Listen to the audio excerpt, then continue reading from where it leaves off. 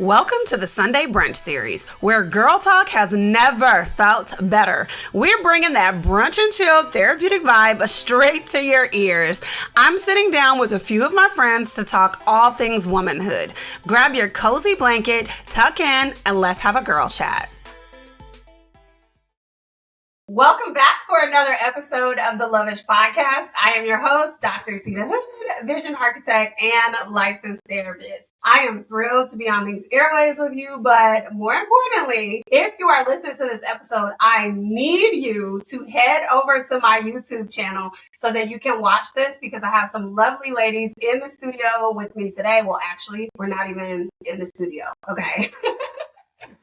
This is part of our Valentine's Day brunch, and so I'm going to take a second to introduce them. But if you're listening to this episode, I feel like something in my shando is telling me you should watch this episode. So pause it and head on over to YouTube. So without further ado, we have in the studio today, we have my good sis, Amber, for part 3 of this episode. We have Chef Fox here, and we have Lana Marie. So these are all of my closest friends, and I thought it would be really dope to sit down in this series and just bring you into this girl chat, right? So let's not play games. Let's just get right on into it. We usually start off the podcast episode by saying, what's in your mug? Today I'm with the ladies. We have pink Moscato in our glasses. We don't have mugs today. And I'm going to ask you, as guests of the show, mentally where you're at. Obviously, I'm in a good place. Okay? I'm here with my girls. This is part of the Sunday Brunch series where there is a feeling of safety, vulnerability, just fun. You can let your hair down when you are with your girls. So that's the space that I'm in. I'm going to start with you, Lana. How are you feeling today? What's in your mug? I'm good. February has started, and to me, 2024 didn't start till February started, so I'm good. Okay, Mrs. Fox. I can't complain. I'm great. Okay. Amber, what's in your mug? Oh, I'm feeling pretty full right now. A sitter for my children. Period. Husband out of town. Period. Okay. Full, pretty, lively. So you like your hair down today, is what you're saying. My fuck down. Okay. All right, so just for the listeners, how do you all know each other? Through you. But okay, so Amber, you guys know them through me. But Vicky and Lana, seriously, you guys didn't meet before this? Yeah, we knew of each other. We see each other passing through here and there, but we got closer probably because of you. Okay, because of me. Okay, I mean, just like an actor. All right. So let me ask the question to each of you. What was your first impression meeting each other? Like, I don't even remember the first time that I brought all of y'all together. I think maybe Amber was Trinity. Oh, wow. No, she wasn't there at Trinity. No, That would have been Vicky. Yeah, I was there. Yeah. So these are college days. But Amber came after that. Yeah. Like, I came after, you guys had just gotten married. And Really? yeah, after they got married, I'm married to her husband's brother, so that's kind of how me and Sita know each other. Hi, Dr. Sita. That's fine. But then I think I came around Vicky and Lana at different times, so I think my first impression was just genuine, laid back, cool. And for me, it's hard to make new friends because I'm kind of introverted, so I kind of keep to myself. But when I feel just instant comfortability around people, that's how I know, okay, this is a good vibe. And I would like to take note, each one of us sitting here is actually an introvert. So they playing it cool, but they super nervous right now. They're too nervous to even laugh. Okay, so what was you guys' first impression? I can say the same thing. When I didn't really know Lana like that. we seen each other passing through. But when I got to know her, I thought she was a real cool, genuine person. I didn't see any, phoniness, Same thing with Amber too. Like she was there laid back. I seen Amber kind of shy. I got to know Amber more, really. I see. Sound like it's hard like that. But she's very laid back. She's cool, sweet, a sweet girl. So yeah. So everybody is good at this table. Same. When I met, like Vicky, same story. We knew each other in passing. We grew up in the same church. So I knew of her. I knew of her mom, definitely. And then I knew of her. So when I finally met her and got to know her, I was like, oh, she's super chill, super cool. Like, she's fun. She get quiet till she gets to know you. And then, it's on and popping. Deal with Amber. Amber is also quiet, and it's the hair touch for me. They come the same way because Amber is also really quiet and introverted, but when you really get to know her and talk with her, you be like, dang, this girl. Okay. So y'all obviously know each other through me, but sometimes there's those relationships where you know people through somebody else, but you don't have to choose to stay connected to them. So what is the reason specifically that y'all chose to stay connected? Because we took a whole trip together, the four of us last year, which was pretty dope. Sometimes it's a little iffy when you get folks together, I feel like it was a genuine connection between us. I feel like when we met each other, like everybody was cool with each other. Like there was no subtle shade, nothing like that. It was just everybody was cool. So the genuine relationships just blossomed on their own. Yeah, okay.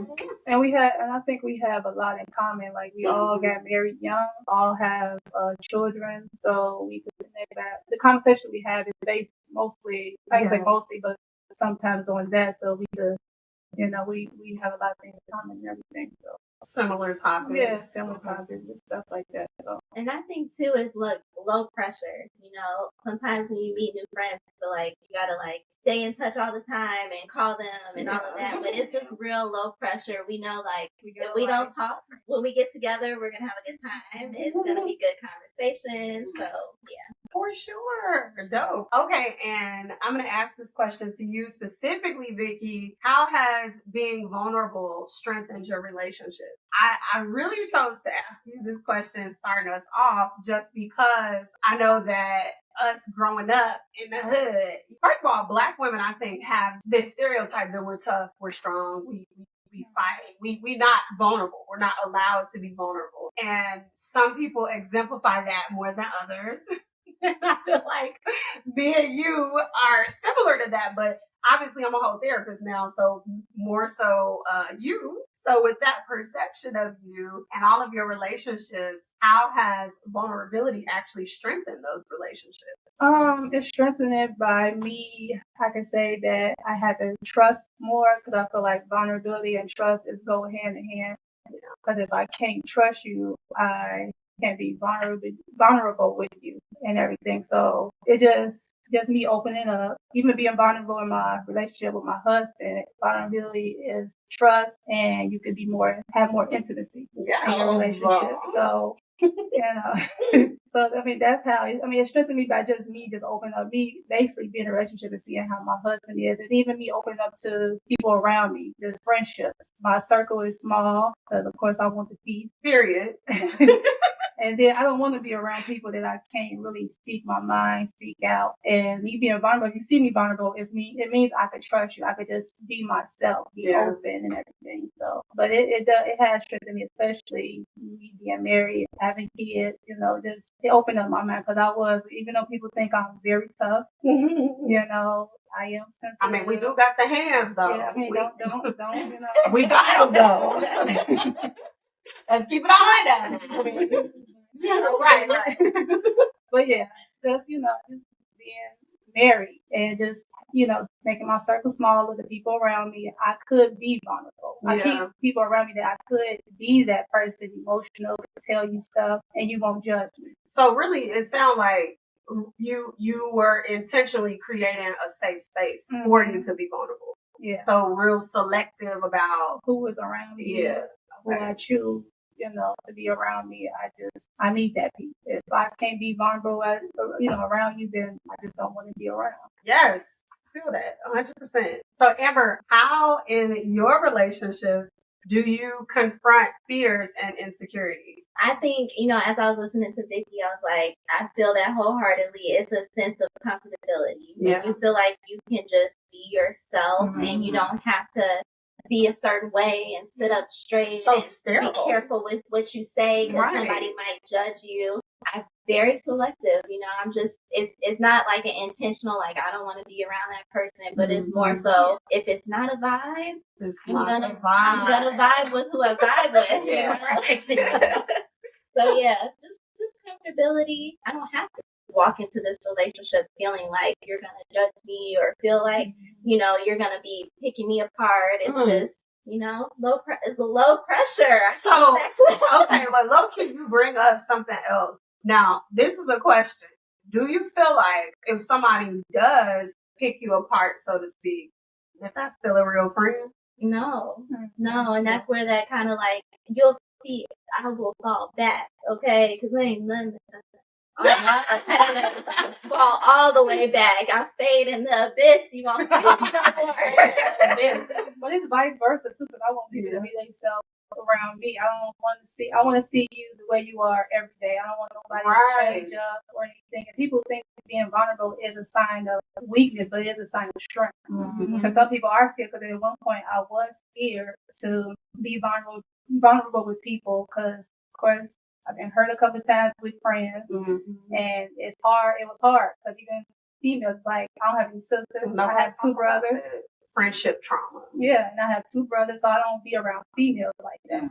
So when I got around females, got hurt, it made me not want to even, be friends with people or trust people to, just kick it or tell them my secrets, whatever the case may be. So, yeah. I think it's a difference. So when you were saying like pick you apart, no, I don't want you to pick me apart. As my friend, I don't mind you giving me constructive criticism, right? But you ain't finna just be constantly like, why you wearing that? Why you wearing that? Why you doing this to your house? Why you doing this to your life? Why you sending your kid to that school? Why you doing that? Like, no, I don't want to always hear that. So it sounds like the always is the thing, because I definitely was thinking too, like, okay, so what's the difference between somebody giving you constructive criticism because they love you and they want to see you grow, and somebody that's actually trying to pick you apart? Right. But it sounds like the consistency then. Yeah. If they consistently doing that. I also feel like it matters what you're talking about, right? Because if it's like always in a specific area, let's say that in all the other areas, you got nothing to say.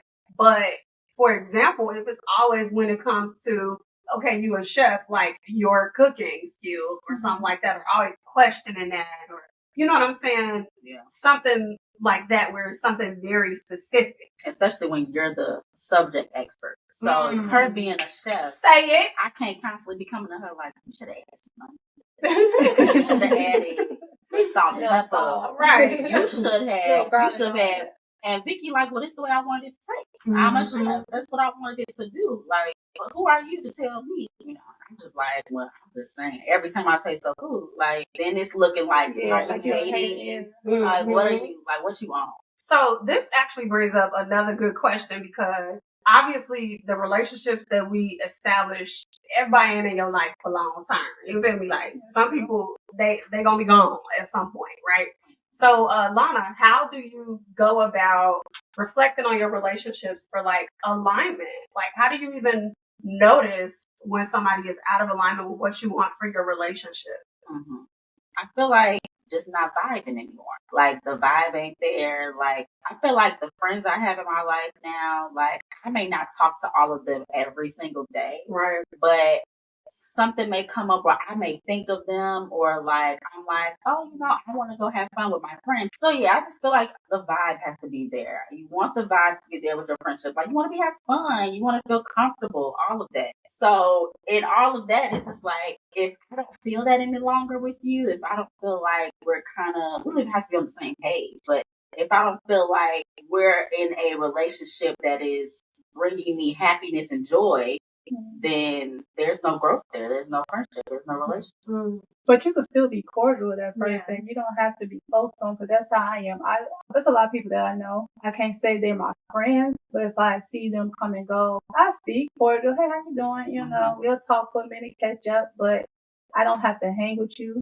I don't have to be your friend. I don't have to tell you, about my life. You ain't got to know where I live. It just, we're cordial, we're cool. So you can still, even if we could say ex-friends that we have, we can still see them, hey, because at the same time, the point, you don't care anymore. So it's like the level of energy you put into that relationship. Yeah. You don't have to put that much energy into it. Yeah. You gotta focus on the ones that are bringing that same energy. I feel like if that's the type of person you are, because some people like high energy friendships. They are, like heavy invested friendships, and like I think we are invested in our relationships, but like when you talk about, when you say high energy, what do you mean? I'm about to explain. Like we have to talk every day, all day, 24/7. I have to be invited to everything that you do. You cannot go to nobody. You know what I'm saying? Because there are some people, but it's some people like that for real though. But I feel like that's where you set those expectations at the beginning, and I don't think it's something where you just like, okay, you make a new friend and you're like, all right, so just so you know, I don't do all the extra stuff. Don't call me every day. Me to answer the phone. Right. But it is like, I just connected with, I would say it may be a new friend. It's one of my cousins, who's a guy, his wife. And so me and her connected through Instagram, and we exchanged numbers. And I'm like, this is different. I don't know what to say. And so I'm thinking about, when I do reach out to her, it might be a little jokey joke, like, yeah, just so you know, I'm bad with my phone. I'm all over the place. Just kind of setting Is that. Is she a mom? She is, and I think that's. I feel like that's when you have somebody that's in alignment. Like, if you having mom friends, understand. Like, you ain't finna be glued to your phone all the time. You ain't finna be answering all the time. You ain't finna be texting back all the time. And wife friends. Yes. Right. So I feel like they understand that. I feel like when you have like single friends, or maybe friends who just have like a boyfriend or still living alone, that part, they don't fully understand. Like, they're easily able to get up and go when, hey, you want to go here tomorrow in an hour. And it's like, what you doing today? You want to go brunch? Right. What you doing today? Baby, today is booked 3 weeks ago. Somebody hit me up at the gym like that. Hey, girl, if you watching, I still love you. But it was like 4:00, and she's like, hey, what are you doing at 5:00 today? I'm like, getting my kids, girl. I can't. It's not that type of schedule where you can just drop whatever and be available. Now, sometimes that's possible, but not all the time. You feel me? Right. So, Vicky, who in your life has been a significant influence on how you engage in relationships and how you show up in relationships? Who is God? Okay, good. She said, God himself. Right. Because whatever I'm dealing with, it all stems from the root of, it goes back to the same thing, whether I'm insecure, dealing with depression, should me helping in my marriage, whatever the case may be, or just tend to my kids or trying to be a great mother. It all stems from the root of God, because no matter what I'm going through, no matter what I'm going through, I still have to go back to the main thing, and which is praying, just trying to, and I might not get the answer right away, but just me trying to do the right thing. That's just the right way, because people have their own opinion. You can go to your friends, you go to your mother. My mother does stuff different, things different. Right. My friends do things different. All marriage is not one fit all. So I have to go back to the root, which is G-O-D. Okay. I love that. Anybody else? That's the only consistent person in your life is God. Like, his love, his relationship with you is always going to be the same. Like, he's always going to be there. He's always going to love you no matter what. So that's the person that you should be, living your life to be an example. Yeah. So as y'all were talking, I'm thinking like that's the positive side, but what about negative sides? Like people who has, I know for sure I'm thinking about somebody very specific for you, Vicky, who has negatively, I ain't gonna say their name, but has negatively influenced you in terms of like how vulnerable you're willing to get, or maybe changed it, like, you know what I'm saying? You know who I'm talking about, right? Okay. Cause you to basically look at relationships really differently based on the way that they treat it, right? Anybody got any negative influences that we flip? I think of a person, but I'm not gonna say it. Of course. I can think of a person. Yeah, that just, how should I say this? The relationship was it was too much work. It was just like constantly felt like I was like on pins and needles, having to like be around them. It's like, should I say this? Like what they gonna say to me? It was just, it's too much work, and I feel like at this ripe old age, 30 plus, I shouldn't have to do that. No. Sound like it was out of alignment. That's at the end of the day, out of alignment. And it's stress too, because it's like you don't have to deal with it. It's other things to do. Like, to be honest with you, I'd rather be at home having a glass of wine, watching some Netflix, Hulu, whatever, than to be out. Because it's like you get to a point that you're too grown. It's not like high school, right? Like grammar school. A lot of grown folks act like high school kids and grammar folks kids. And it's just too stressful. Nobody want to deal with that. You already deal with the regular stress that you got to deal with every day. How much it costs to step outside. Just the bills, the mortgage, whatever the case may be. But, it is too much. What's the point? Like, I got enough. I got bigger fish to fry right now. And I don't want to. And it's not even like trying to be an a-hole. Like, you care, but not that much. To just stay there. So it's like you saying, Vicky, like the cross between doing something that God will want you to do in the relationship, but also recognizing that if this relationship not for me, honey, it's just not for me. Yeah. Okay, because, I mean, just period. At the end of the day, if it's out of alignment, it's out of alignment. So, Amber, how do you handle obstacles, drama, trash, conflicts in relationships while also staying true to your values? I feel like, honestly, I'm pretty, people might look at me and be like, oh, she seems so quiet and soft and gentle. And I am those things. However, I also... Because we can be both. Go ahead. We can both. I'm pretty direct. More so with people that I'm close to, like, when we talk about relationships, my friendships, my family, my husband, my children, y'all gonna get the truth from me. You know? We are. So I think that is one of the biggest things, like knowing that it's okay to be honest with the people that you love and gentle at the same time. So when it comes to conflict, maybe we're not aligned on something, maybe I don't like what you said to me that day or how you said it. And, may not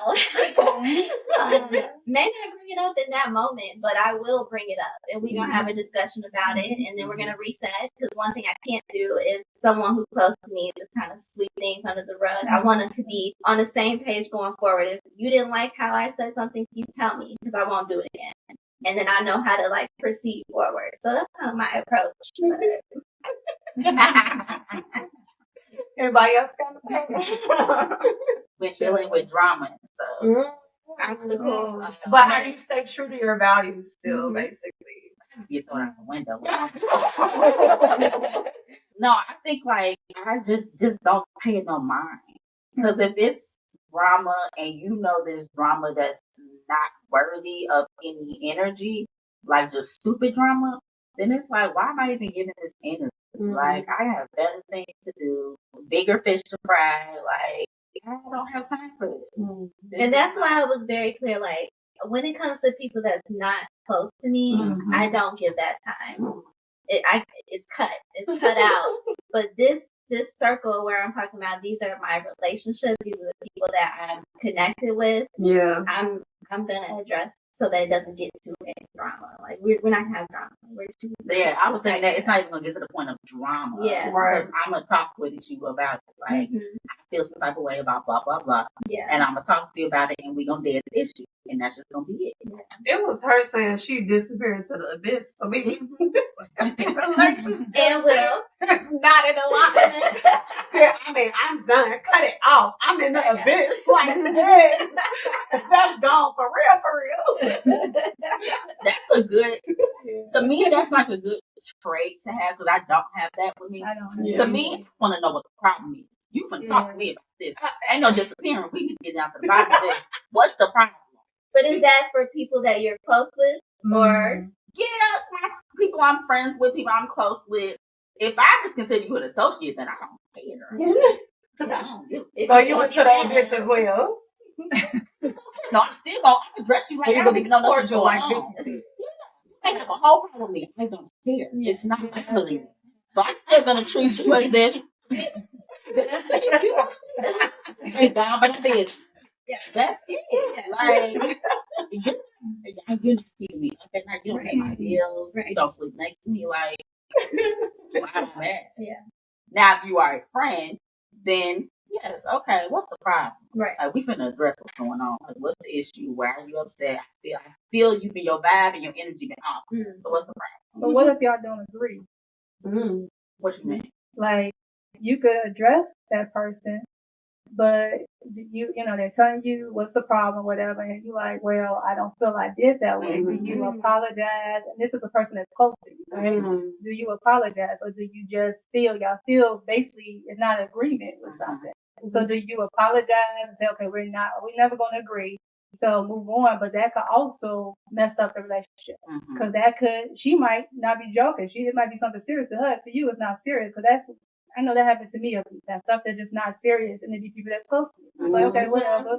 You know, we ain't gonna agree because I'm not finna, take away how I feel, and I can be wrong. Like But you talking about serious stuff, though. You're not talking about something small. No, it could be something that's small to me, Right. but serious to them.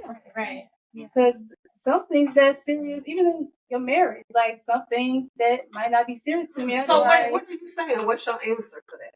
I'm asking the question. Okay. Like, what do you do at that moment? Because I know that happens with me. I'm more nonchalant than a lot of people. I just don't care. I feel like I will apologize just to make my friend, because I don't want my friend upset. I'll apologize for making you feel that way. But I will let you know that's not what I meant. Right. Like, that wasn't my intent. intent. But I'm sorry that it made you feel that way. And now I'll notate.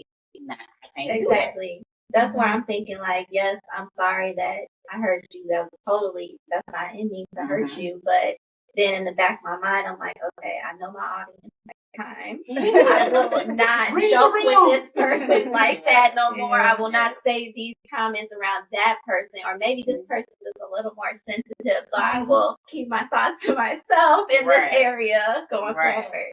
But see, I feel the same way. I agree. But I also am like, I think what I try to do, just because this is the therapist role, where I feel like there's so many perspectives to things. And just because I don't see your perspective right now, doesn't mean I can't come to see it. And I'm specifically thinking about that, yes, with long-term friendships, but also like, Vicky, you bring up that in marriage. And there have been times in marriage where me and then also my husband, it's happened to both of us where we don't agree at the time. Something is an issue at the time. I may not understand, but then later on, if we have another incident, now I'm comprehending why it bothered you so much. So apologizing, yes, for, doing the thing or offending you or whatever. But I'm like, I think on the other answer, you was like, no, I need to understand what's the problem. That's where I will be.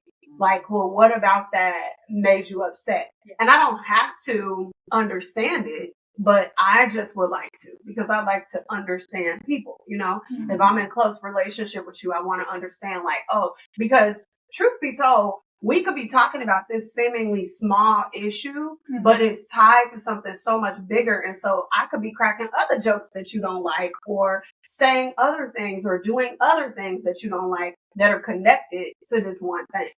So that's why I be like, nah, I need to understand.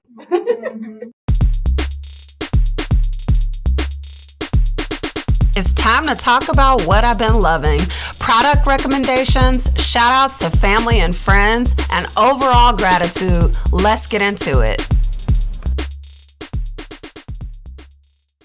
Welcome back for another What I've Been Loving. This week I have been loving, hounding y'all down, talking about it, the Lavish Haven app. I've just been loving it because I've been tracking my wellness and really staying on track with my wellness goals because wellness is a lifestyle, period.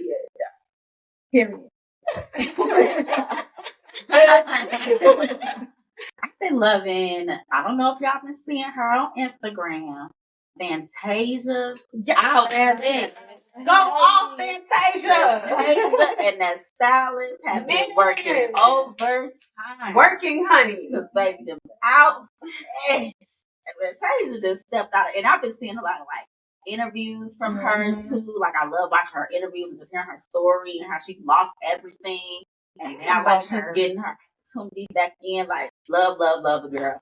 Congratulations, Fantasia. We love you, Fantasia. We are rooting for you. We love you, girl. We love you, girl. Been loving myself this week. Okay. Being honest, that's just really, I just been making myself proud, I've been doing good things. I just am feeling very empowered and very strong. So yeah. Go off, sis. Go off. You been loving baby. Chef Fox. I gotta say, all four of my babies.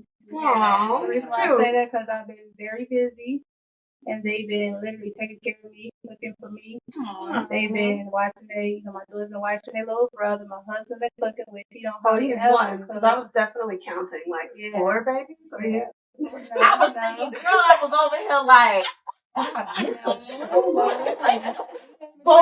Four babies. Cut that out. That ain't happening.